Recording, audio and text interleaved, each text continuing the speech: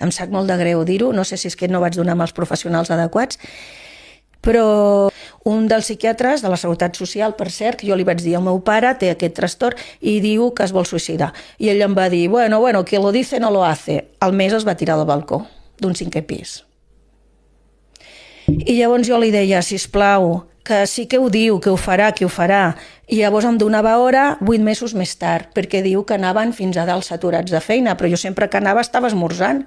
És a dir, que em sap greu parlar així, perquè jo he de defensar el meu gremi i el que he estudiat, però també jo soc molt realista i jo parlo des de la meva experiència, i la meva experiència va ser aquesta. I com que em van donar hora 8 mesos més tard, en el mig, doncs es va tirar d'un 5è pis.